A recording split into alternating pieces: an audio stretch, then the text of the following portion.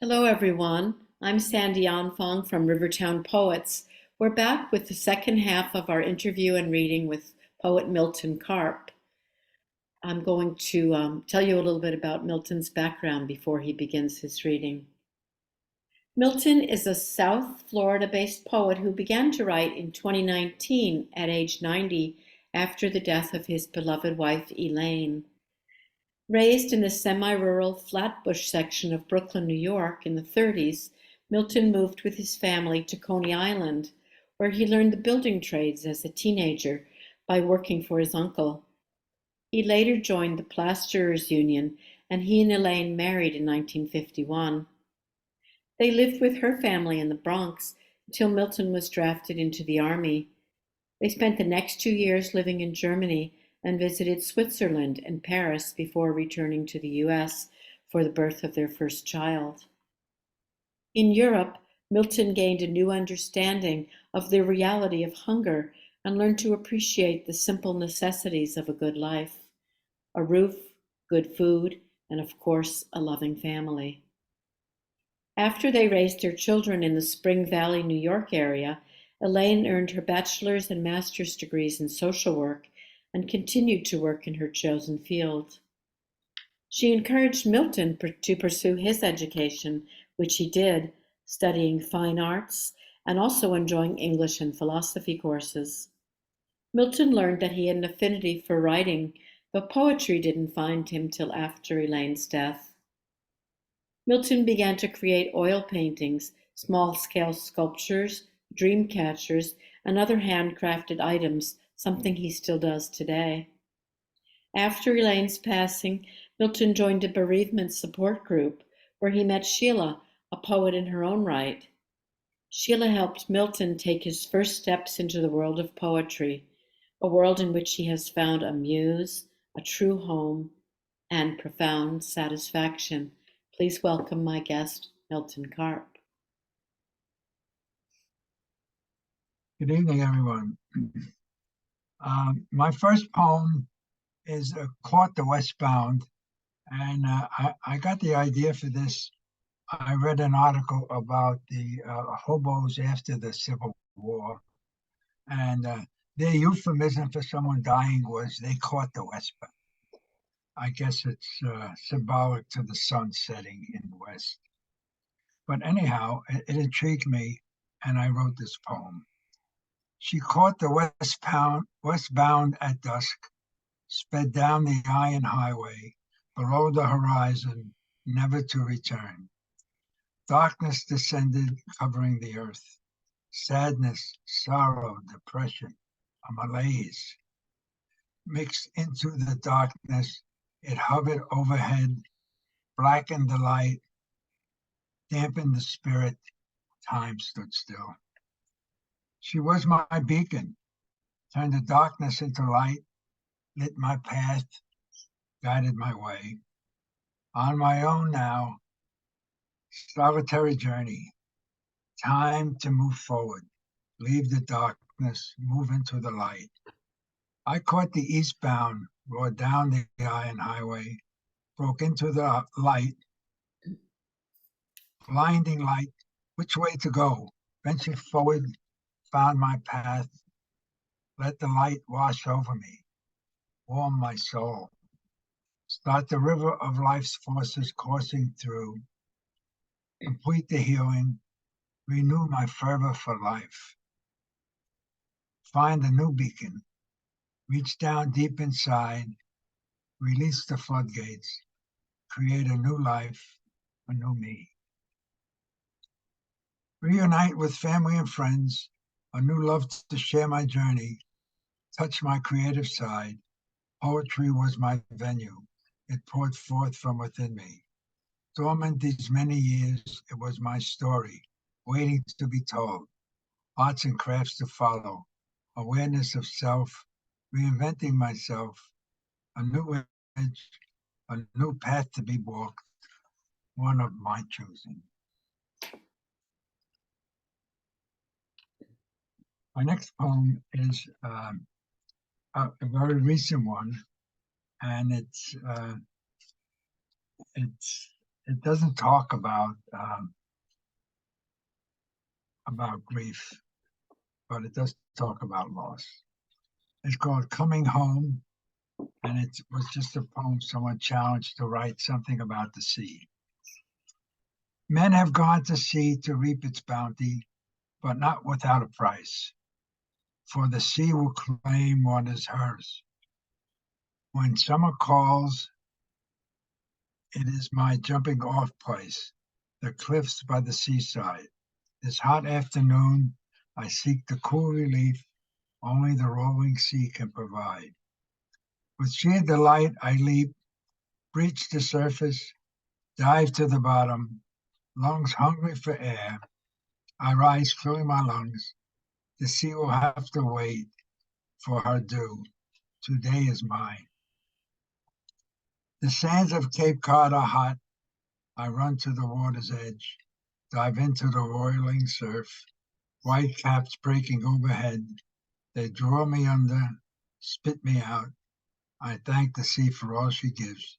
She is patient, awaits her payment. Now I go down to the sea, fishing the Grand Banks and the Maritimes. I return with a full hull, enjoying the bounty of the sea. The sea has a grip on me. I am drawn to her. I cannot let go. We are lovers, the sea and me. She is my mistress.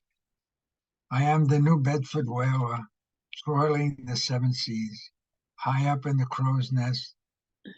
No land or shore in sight, just blue sea and clear heavens where the horizon meets the sky. The sea is calm this morning, and then a sudden squall rolls in, followed by a nor'easter. All hell breaks loose. I hear the call, there she blows. Canvas flapping, rigging strained. I have cheated death many times, and now my last voyage before I drop anchor and plant my feet on the shore where I can watch the sea and grow old. The boom breaks free, spins round, catches me unawares. The captain leads the service. Though I walk through the valley of the shadow of death, followed by a swoosh and a splash, with my body swaddled in canvas, the sea claims what is hers. As I sink, the dappled light of sun and sky grows dimmer. Dark blue waters turn deep purple, and then a blackness as I sink deeper into the abyss. All is still. Calmly I settle on the bottom, resting in the bosom of Mother Sea. My mistress, she holds me tight. She will never give me up. I am home. She takes her due, and I hear the song of the whale. Hmm. I wrote this poem, and then I wrote another poem, and I thought it was two poems until I read it, and then I realized that it was really one poem in two parts. It's called Out of the Shadows to the Light, Part 1. I lie in the shadows, lost in thought, with my memories, angry with you for leaving. I was not ready. Why did you leave me? I told you I was ready. I was okay to let go. You should have known I was not. I depended on you. Now I am lost in the shadows. Your shadow. Your shroud is light. Mine is dark. Your shadow is my shroud. It covers me, caresses me, smothers me, holds me tight, keeps me here in this place. It is where I must be, need to process, forgive, never forget. Shadows allow for pain and sorrow to shed my tears. In blackness, I cannot see any light, have hope for the future. In the shadows, I see the light, for without light, there can be no shadow. Only a black hole with no way out, steep walls that cannot be scaled, claw as I may. I want to beat your chest, then hold you close in mine, to feel your breath upon my neck. I will step out of the shadows when I am ready, in my own time, find the joy that awaits me in the light. Time is not fixed, nor is it relevant. It just is. My time is, however long it takes to get me where I need to be. For now, I am where I need to be, in the shadows, with my pain and tears. That's the first part. Part two is, as my time continues, my tears do not flow as easily, my pain more bearable. My time is nearing. I must leave the shadows, move toward the light, explore all that is before me, venture into my new reality. Thursday morning, bereavement group meets. With heart racing, I enter. I am welcomed. I feel safe. I hear how others deal with loss. I listen. I am no longer alone. She smiles, offers me a hand. Would you like to do lunch? She asks. I say yes. I will call you. We exchange numbers. I do not know if she knew what I heard. In my mind, I heard, I would like to know you better. I am interesting. I have lots to offer. I have value. I can survive on my own. I am alive. My possibilities are endless. I need only to reach out, grab hold of all that passes my way. It is there for the taking. I need to own it, live my life to the fullest. I take my tears out of the shadows into this new world. They are my history, the story of who I was, now a new me, melded together with the old me. We had our lunch and many more. My journey is bright, bathed in the light of a new love, my hunger for life rekindled, the unthinkable now a reality. There are no markers to guide us, just the lessons of the past and the possibilities before us. As I venture out of the shadows into the light. And this is I got this idea from Thich Nhat Hanh's poem, Call Me By My True Name. It's called I Am. I am my substance. I am my essence. I am the bell that rings. I resonate throughout the universe. I walk the earthen pathways held fast by gravity and you. I travel in the cosmos, free to come and go, back and forth, now and then, here and there. My vessel committed to this earthly form, you know me as, which I leave behind when I depart. My essence is my legacy, carried with me for all eternity and time. I am the artist, I am the artisan. I am the worker in the fields, I am the one behind the plow. I am the soldier with the gun. I am the good, I am the evil. I am the bell that peals out the count. I toll for all the fallen. I call the faithful to gather. I am the good, I am the evil. I am the tree, I am the forest. I am the carpenter, I build the cities. I am the mason that lays the brick. I am the cement that binds the brick. I am the cement that separates the brick. I am the firmament, I am the fog. I am solid, I am spirit. There is no birth, there is no death. I am my father, I am your father. I am the past, I am the present. I am the future, I am war, I am peace. I am the good, I am the evil. I am the bell, I am the gong. I ring the bell, I strike the gong. I rally the people, I call the prayers. I travel out across the land, I sound the call to shelter. I am nothing, I am everything. I am the good, I am the evil. I ply my craft, create my art, I write my poetry, I tell my story. Life and death, grief and sorrow, love found, love lost. life's joys, life's trials and tribulations. We are because that is.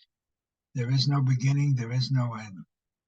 Be in the moment, the here and now. I am the bell. I ring the calls. I am the good. I am the evil. I am everything. I am nothing. Remember me for all that I am.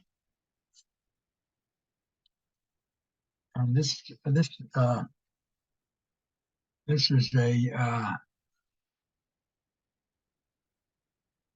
a love poem to Sheila, and it's called "This Time with You." You are the prism through which I travel, bent to take new pathways, the lens that focuses my journey, the clarity of this time. I see a future, unbeknownst in past times. Light was splayed, out of focus, not clear. I did not feel myself, the inner peace of self-awareness. Now, in the autumn of my years, I return to the wonders of my youth, the freedom to feel my rhythm pulsating, sharing it with you, to be me, safe in our space. Our love growing closer, aware of our differences, building on them, space to grow even closer, with room to reach out, holding one another, not smothering, but nurturing. Walk our path. Autumn is a time to pause, prepare to sleep, regenerate, to awaken in the spring, blossom, be fruitful. So it is with us, you and I. Welcome, my love. Welcome to our autumn and all the seasons we've yet to share. Take my hand. Come walk with me. And this one is a little short one that popped into my head one morning. It is, I dream of you. I dream of you when I sleep, my downy cover drawn, in the wee hours between dusk and dawn. I dream of you in my morning shower, awash in the warm spray of the new day, in the promise of you. I dream of you as I am busied with the midday hustle and bustle. You're always on my mind. I dream of you at day's end, weary and worn. My bed awaits me with the promise to share with you once more a new dream, a new dawn. And this poem was just a little, I call it nonsense, but it's really a very nice little poem. And it's called To the Nines. And one of the few that rhymes. 9 is a cool number, round top with straight line, strong like a ponderosa pine. Needles crisp and dark green, strong in branch and bough. Eagles nesting in the pine at the very highest tree line. Then there are numbers 1 and 2 to start the count anew. Bunny rabbits through the door, 3 and 4 and even more. 5 and 6 are added to the mix. 7 always follows 6. Just one more chomping at the gate. I would assume that would be 8. Now my numbers game must end, then start again with number 10. That was To the Nines. And this is a line in the sand, and I got the inspiration from a hymn called Draw the Circle Wide. When you draw a line in the sand, it is a hostile act. It says, do not cross. You are not welcome. Stay away. This line can be a trench, the front lines of conflict. It smells of burnt gunpowder, dead corpses, the stench of war. We could lengthen the line, spread out the conflict, draw in more suffering. Make a better line. Take your line, bend it, so it joins together. Let it form a circle Draw the circle wide. Be inclusive. All within the circle at peace. As we join the line, let us join together, be in harmony, prosper within the circle. If there are some still outside the circle, bring them in, draw the circle wider, expand your horizon, expand the circle, make it larger. Let the cosmos be your guide. We already started to cast a larger circle, have traveled to the moon and Mars, a good beginning. When we look down, we see our planet with a layer of blue skin, a living, breathing sphere, making circles, rotating on its axis, ellipse around the sun. Our solar system spins within the Milky Way, our blueprint for ever larger circles. Our planet's skin is blue. It binds us all together. It is colorblind. We are the biodiversity within, each with a role to play. Let us work together, thrive together, survive together. Smell the flowers, not the trenches. Draw the circle wide. This is one there was a film, American Son, and I was very touched by it. And I wrote this poem. I am an American mother of a black male child. My black male child is soft and cuddly, coos and coos like all babies. He has a target on his back. The target is not a tattoo. It covers his entire body. It is his skin, his beautiful black skin. I can protect my small child. His target is small, but I feel when he grows, the target will grow. Why, I ask myself, why do they hate my child? Hate someone they do not know. I watched him grow with the love and joy of a black mother for her beautiful black boy. His skin is soft and supple. His blood flows red in his veins. He is no different from all others.